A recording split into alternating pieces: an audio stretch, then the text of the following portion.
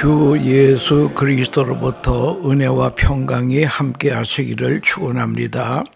오늘은 고린도전서 3장 1절에서 9절 말씀을 봉독합니다. 형제들아, 내가 신령한 자들을 대함과 같이 너희에게 말할 수 없어서 육신에 속한 자 곧 그리스도 안에서 어린아이들을 대함과 같이 하노라. 내가 너희를 저주로 먹이고 밥으로 하지 아니하였느니 이는 너희가 감당하지 못하였음이거니와 지금도 못하리라. 너희는 아직도 육신에 속한 자로다. 너희 가운데 시기와 분쟁이 있으니 어찌 육신에 속한 사람에 따라 행함이 아니리요. 어떤 이는 말하되 나는 바울에게라 하고 다른 이는 나는 아볼로에게라 하니 너희가 육의 사람이 아니리요. 그런즉 아볼로는 무엇이며 바울은 무엇이냐? 그들은 주께서 각자 주신 대로 너희로 하여금 믿게 한 사역자들이니라. 나는 심었고 아볼로는 물을 주었으되 오직 하나님께서는 자라나게 하셨나니 그런즉 심는 이나 물 주는 이는 아무것도 아니로되 오직 자라게 하시는 이는 하나님뿐이시니라. 심는 이와 물 주는 이는 한 가지이나 각각 자기의 일한 대로 자기의 상을 받으리라. 우리는 하나님의 동역자들이요 너희는 하나님의 밭이요 하나님의 집이니라. 아멘. 이 말씀을 가지고 각자 주신 능력대로라고 하는 주제로 말씀드리려고 하는 것입니다. 심는 이와 물 주는 이는 한 가지이나 각각 자기가 일한 대로 자기의 상을 받으리라. 8절 말씀입니다. 세계적인 러시아의 무노 톨스토이의 마지막 작품이 남은 날을 위하여 공부하라 라고 하는 책이 있습니다. 대부분의 사람들이 우리가 지금까지 살아온 날보다 앞으로 살아남는 시간이 적다라고 말합니다. 우리가 얼마 안 있으면 우리의 생이 끝나는 날이 있습니다. 남아있는 살아있는 날들을 위하여 공부하라. 그는 세 가지 충고를 합니다. 첫째는 자신에 대하여 정직하라. 지금까지는 척하고 살았습니다. 모르고도 아는 척하고 안 되고도 된 척하고 항상 위선적으로 살았습니다. 이제 얼마 남지 않는 나를 위해서 이제는 정직하라. 정직을 공부하라는 것이에요. 몰랐던 것은 모르는 것입니다. 남은 시간을 좀 더 정직하게 살자. 자기 자신에 대해 정직한 생을 살아야겠다고 하는 것입니다. 두 번째, 그는 말하기를 무능을 인정하라. 이제는 남을 탓하지 말아라. 지금은 남을 원망하면 안 됩니다. 누구 때문에 망했다는 생각은 이제 버려야 됩니다. 이제는 반대로 말을 바꾸자는 거예요. 그분 덕분에 내가 있다. 겸손하게 자기의 책임을 인정하고 나의 부족함을 남에게 전가하는 일은 이젠 그만하자라고 하는 것입니다. 남을 원망하는 일은 이제는 끝내야 된다라고 하는 것입니다. 세 번째는 나의 존재의 가치를 인정하라. 아직 살아있으니 나는 할 일이 있습니다. 사명이 있습니다. 나의 존재의 가치를 확실하게 인정하라고 하는 것입니다. 여러분, 나는 어떤 존재입니까? 예수님께서 나를 죄와 사망과 저주에서 구원하기 위해서 십자가에서 독생자의 피를 지불하고 나를 구원했다. 그러니까 나는 독생자의 피만큼 존귀한 존재라고 하는 것을 우리가 알아야 됩니다. 순간순간 오늘도 그러므로 나에겐 할 일이 있다. 하루하루를 소중하게 재창조하고 나가야 된다라고 하는 것입니다. 세계적으로 유명한 빅터 프랑클린의 유명한 가치론이 있습니다. 그는 유대인이었습니다. 정신과 의사였습니다. 그런데 독일의 홀로코스트 죽음의 수용소에서 생존하고 살아남은 사람이었습니다. 그는 여러 책을 썼는데 죽음에는 이유가 있다라고 하는 그런 책도 썼습니다. 그 빅터 프랑클린의 유명한 가치론이 있습니다. 3대 가치를 말입니다. 첫째는 창조적인 가치입니다. 하나님의 창조 역사에 내가 한 몫을 담당하고 있다. 그러므로 내가 무엇을 하든지 하나님의 창조 역사의 한 부분을 내가 담당하고 있다라고 하는 그런 자기 자신의 소중함을 인정하라라고 하는 것입니다. 경험적 가치가 있습니다. 하나님께서 이것저것을 경험하게 합니다. 그러므로 작은 일에도 의미가 있습니다. 우리가 경험하는 것에 하나님의 경륜과 뜻이 있다라고 하는 것입니다. 그 다음에 태도적인 가치올시다.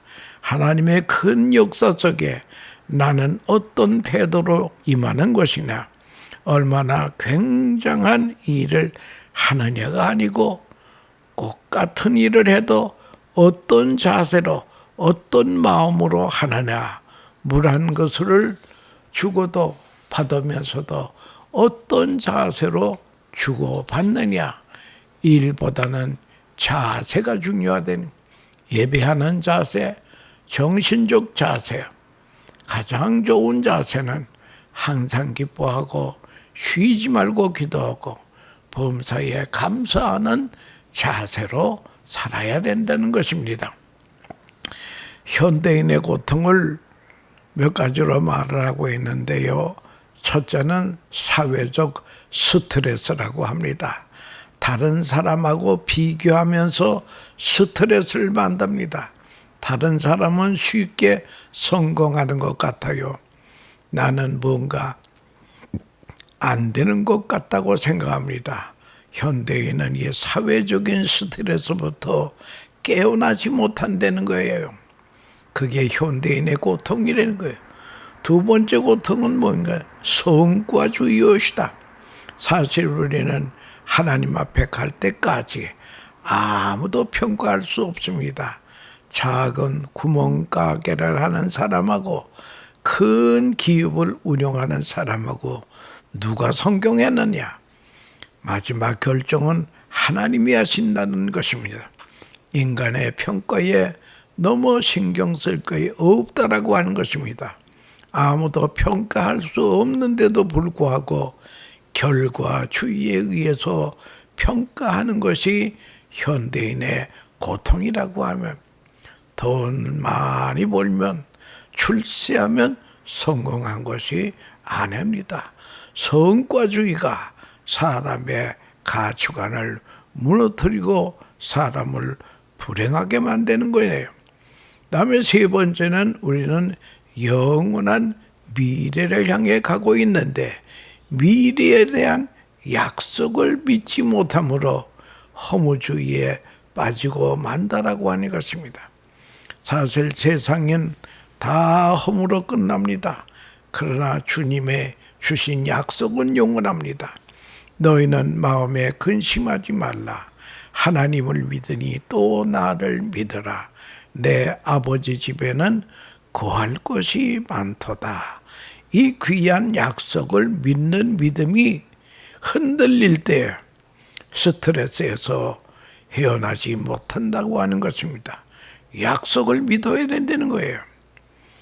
스트레스는 인간이 만들어 놓은 것인데 스트레스는 결국 고독을 만듭니다.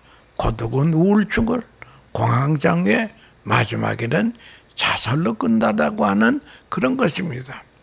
지난번 코로나로 인하여 죽은 사람이 한국에서 한 1,000명 정도밖에 안 된다는 거예요. 그러나 스트레스로 자살로 죽는 사람은 하루에도 39명이 된다고 하니까 1년에 14,000명이 넘는다는 거예요.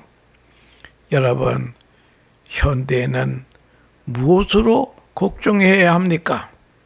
여러분, 그래, 코로나로 죽은 사람은 1,000명밖에 안 돼요. 그런데 자살로 끝나는 사람은 1년에 14,000명이 된다라고 하는 게, 아니, 어느 게 더 무서운 병입니까? 여러분, 이 모든 현대인의 문제에 대해서 사도 바울은 말하고 있습니다. 주께서 각각 주신 대로 모든 것은 하나님의 손에 있습니다. 이 말은 받은 대로이다. 하나님은 주셨고 우리는 받았습니다. 여기에 문제는 하나님은 주셨는데 나는 받은 것 같지 않다는 게 문제라는 거예요. 그러면 모든 일은 빗나가는 것입니다. 하나님께로 받았다는 확신이 있어야 된다는 거예요. 요즘 100세 시대라고 건강 문제를 많이 얘기하고 있습니다. 건강에 관한 정보가 홍수처럼 쏟아집니다. 그런데 의사가 쓴 책에 보니까요, 건강의 85%는 타고난다는 겁니다. 조상들의 유전자 DNA가 건강을 좌우한다는 것이니, 그러니까 건강도 하나님이 주신 것입니다. 내가 건강 관리 잘해서만은 아닙니다. 하나님이 주신 것 받았으니 소중히 여기라는 거예요. 재산이나 능력이나 자녀나 재능이나 건강 등 모두 하나님이 주어진 것입니다. 우리는 하나님의 은혜로 선물을 받은 것뿐이라고 하는 것입니다. 그러므로 은혜를 소중히 여기라. 그 사실을 모르면 이런 교만용으로 쓰게 된다고 하는 것을 알아야 됩니다. 겸손히 하나님의 영광을 위해서 남을 섬기는 일에 주신 것을 사용해야 된다는 거예요. 우리에게는 각각 받은 은사가 있습니다. 능력이 있습니다. 여기 은사라고 하는 말은 두나미스, 능력이라는 말하고 같은 어원이라는 거예요. 문제는 받은 바를 얼마나 알고 귀하게 여기느냐 하는 것이 관건이라고 하는 것이죠. 얼마나 즐기느냐, 얼마나 감사하느냐, 하나님이 내게 주신 것에 대한 감사가 있어야 됩니다. 왜 나는 키가 작은가? 일생 후회도 소용없습니다. 저는 키가 작은 편에 속합니다. 과거에 불만이 좀 있었으나 비행기 탈 때 보면 덩치가 큰 미국 사람들 보면 좌석이 좁아서 불편해하는 것을 볼 때에 그걸 보고 하나님 감사합니다. 그런 기도를 한 적이 있다라고 하는 거예요. 그러니까 비행기 좌석은 뭐 크고 작은 게 없어요. 다 똑같습니다. 뚱뚱한 사람이나 홀쭉이나 좌석이 똑같아요. 작으면 작은 대로, 크면 큰 대로, 늘씬하면 늘씬한 대로 감사해야 된다. 주신 바를 소중히 여기라. 받은 것은 소중히 여기지 아니하고 남의 것만 부러워합니다. 여기서 내게 주신 은사는 다 잃어버리게 된다는 거예요. 한계를 알면서 한계 속에 있는 은사를 깨닫는 것이 기독교인의 세계관이라고 하는 것입니다. 세 번째는 다양한 은사입니다. 하나님이 우리에게 은사를 주실 때에 똑같이 주신 것이 아니하여 하나님이 우리에게 능력을 주실 때에 똑같이 주신 게 아닙니다. 남자 아니면 여자 보고서 막 반으로 갈라지요. 키 큰 사람하고 작은 사람하고 지위가 높은 사람하고 낮은 사람하고 하나님은 우리에게 다양한 능력과 은사를 주었습니다. 이 문제에 대하여 바울은 자세히 가르쳐주고 있습니다. 오늘 고린도전서 3장에 볼고 3장 6절 7절에 보면 나는 심었고 아볼로는 물을 주었으되 오직 하나님께서는 자라나게 하셨나니 그런즉 심는 이나 물 주는 이는 아무것도 아니르되 오직 자라게 하시는 이는 하나님뿐이시니라. 은사가 각각 다르습니다. 내게만 주신 은사를 깨닫는 것이 중요하다는 거예요. 바울은 내게 주신 은사가 무엇인지를 확실히 깨달았습니다. 그는 어미 때로부터 이방인의 사도로 택정함을 받은 전도자라고 자타가 공인하고 있다는 거예요. 그 은사에 만족하고 그 은사를 위해서 충성을 했다는 거예요. 그러면 행복자가 됩니다. 바울은 나는 심는 자다. 아볼로는 물을 주는 자다. 하나님은 자라게 하신 분이다. 이 고린도 교회는 당파 싸움이 있었습니다. 나는 바울파다. 나는 아볼로파다. 나는 예수파다. 이런 게 파당에 있는 교회를 향해서 사도 바울은 지금 말씀하시고 있다라고 하는 것입니다. 여러분, 사람의 얼굴이 다 다른 것처럼 은사도 다 다르다고 하는 것입니다. 다양성을 우리는 인정해야 됩니다. 남이 나하고 다른 것도 인정해야 됩니다. 고린도전서 12장에서 이 문제를 다양하게 설명을 합니다. 사람의 지체를 놓고 설명합니다. 우리 몸에는 귀와 코와 입, 눈이 있습니다. 다 귀라면 냄새 맡는 것은 어디 있겠느냐. 몸의 지체가 각각 다름으로 자기할 것이 있습니다. 우리도 내게 주신 역할이 다릅니다. 인정하고 겸손하게 받아들여야 됩니다. 주어진 바를 감사하게 생각하고 주어진 은사로 남을 섬겨야 된다는 거예요. 그 속에서 하나님의 영광이 드러난다라고 하는 것입니다. 주어진 것 아닌 것 가지고 애쓰는 것은 바보짓이라고 하는 것이요. 피차 손해가 되는 것입니다. 건강의 비결도 다른 거 없습니다. 하고 싶은 거 하는 거, 자기가 하기 쉬운 것부터 하는 것이 그게 바로 건강의 비결도 된다는 거예요. 여러분, 하나님께서 안식일을 지키라. 엿새 동안은 힘써 일으라고 하루는 쉬라는 거예요. 우리 기독교는 쉬고 복받는 종교라고 하는 것을 그걸 우리가 알아야 될 것이며, 제가 목회할 때에 시카고의 윌로크릭 교회가 목회를 잘한다고 하는 소문이 나서 우리 교회의 중직자들을 데리고 시카고의 윌로크릭 교회에 방문한 적이 있습니다. 그럴 때에 그 빌 하이빌 담임 목사님이 설교를 하는데 말이죠. 그는 그냥 열심히 목회일하고 사역하다 보니까 번아웃이 되었습니다. 번아웃이 되었어요. 이제는 도저히 목회를 또 할 수가 없게 됐어요. 그래서 그가 상담자를 찾아갔다는 거예요. 아마 우리 한국 목사님 같으면은 그런 상담자를 찾아가지도 않을 거예요.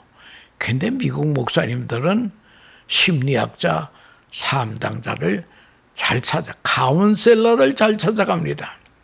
그래서 카운셀러에게 문의를 합니다. 나는 이제 목회하다가 번아웃 됐는데 나는 이제 어떻게 하면 좋으니까 했더니 당신 주일 지키고 월요일 날은 대부분 목사님이 쉬는 날인데 그 쉬는 날 뭘 하시오? 그랬더니 뭐 들으면서 책도 보고 여기저기 산책도 한다 그러니까 그렇게 하지 말고 당신 진짜 좋아하는 게 뭐요? 그랬더니 자기는 바다에서 배 타는 것을 좋아한다는 거예요. 그러면 당장 다음 주에서부터는 월요일 날이면은 배 타는 걸 열심히 해라.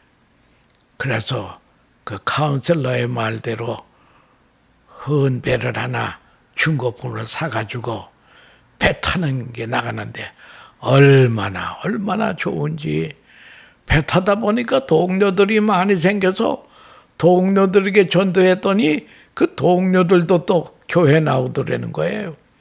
그런데 그렇게 하고 싶은 걸 했더니 말이요. 어디서 건강이 솟아올랐는지 아주 건강을 회복이 돼가서 열심히 목회를 했다라고 하는 그런 간증을 제가 직접 들은 적이 있습니다. 여러분, 하나님께서는 우리에게 각자 능력과 은사를 주었는데요. 주시는 자대로 하나님을 섬기고 이웃을 섬기려는 것입니다.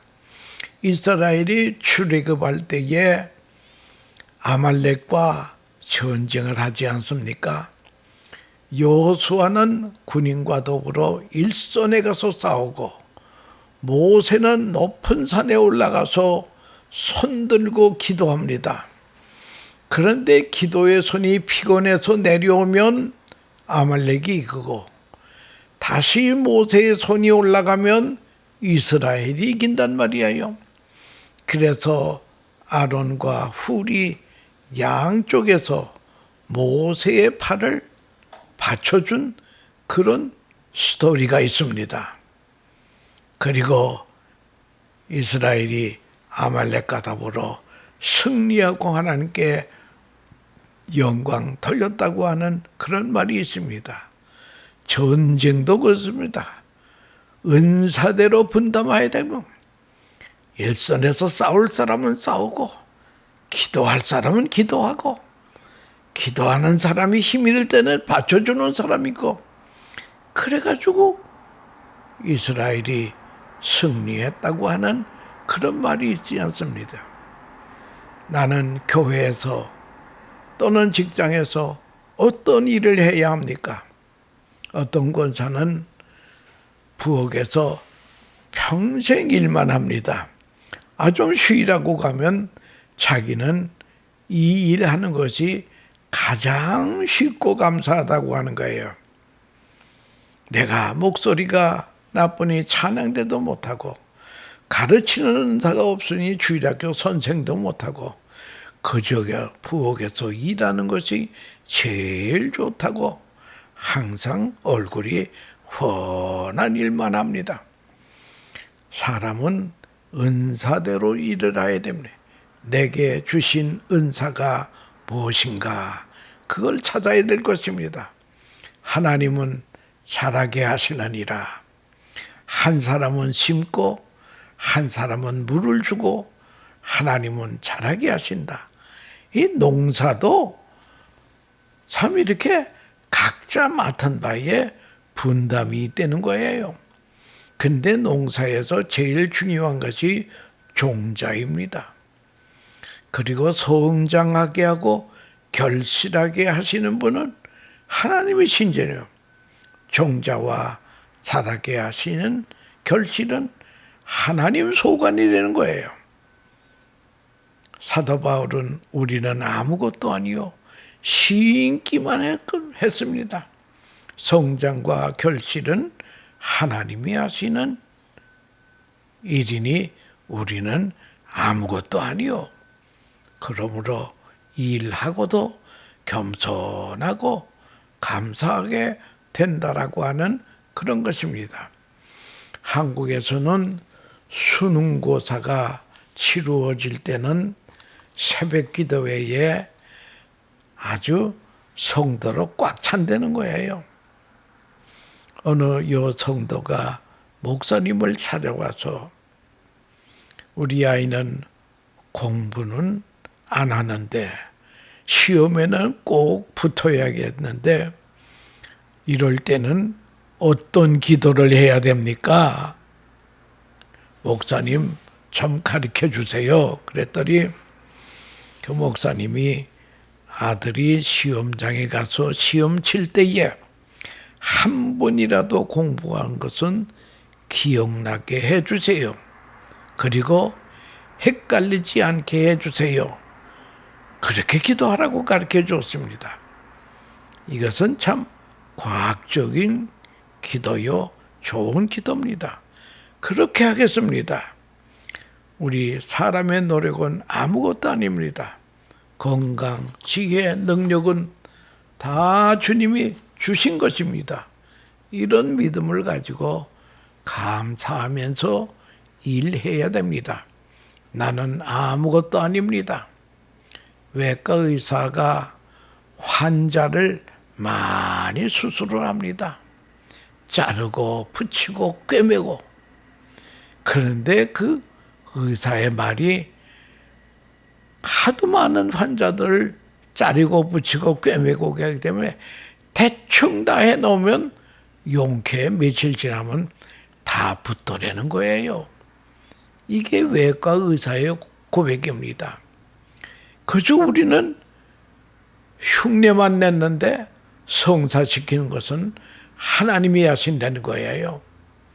우리는 다 부분적으로 섬기는 것입니다.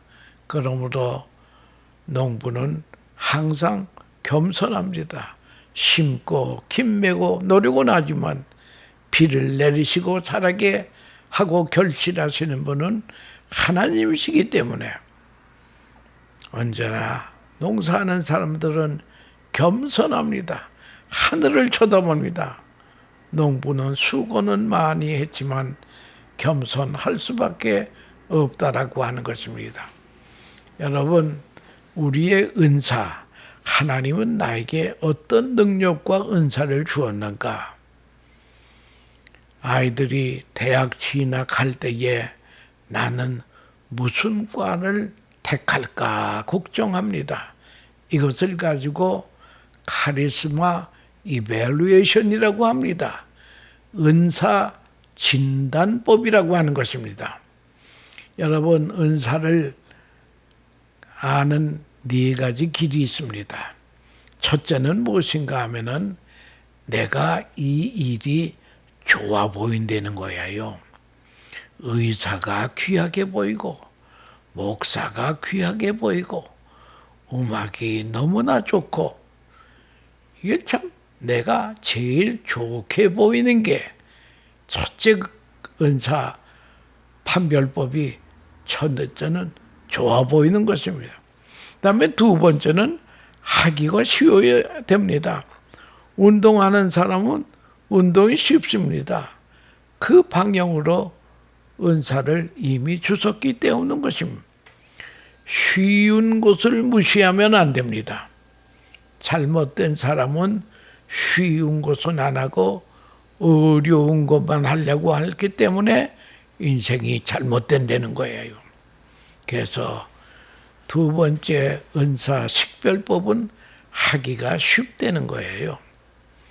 세 번째는 즐거워야 됩니다. 하는 일이 즐거워야 된다는 거예요.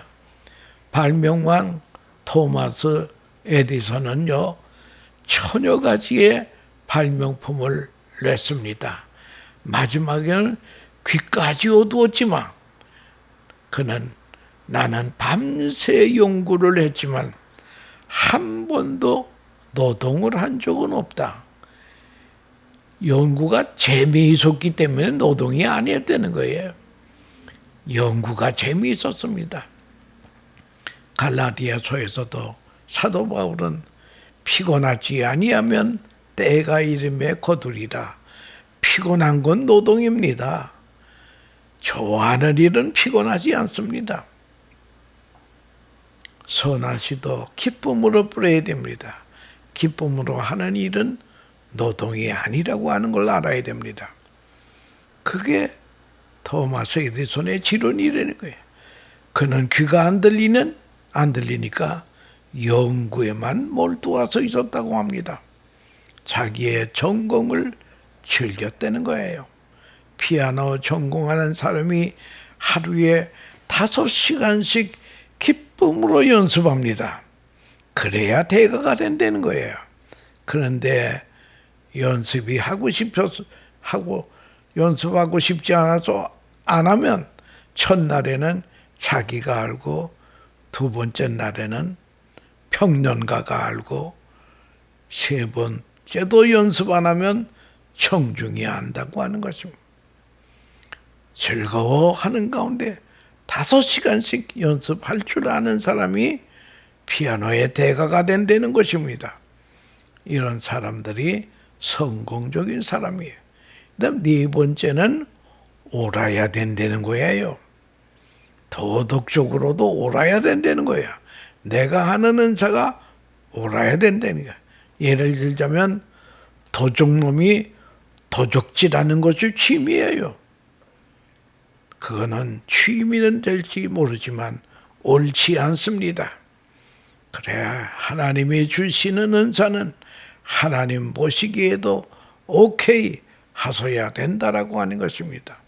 내게 주신 은사가 소중하다면 다른 사람에게 주신 은사도 소중히 여길 줄 알아야 된다는 거예요. 나에게는 이것이 중요하지만 당신에게는 그것이 중요하다는 거죠. 건강, 지혜, 능력, 재산 등 은사를 하나님께로 받았습니다. 거기에 대한 응답이 있어야 정돼요. 은사 중에 최고의 은사는 누구에게나 준 것인데 사랑이라는 거예요.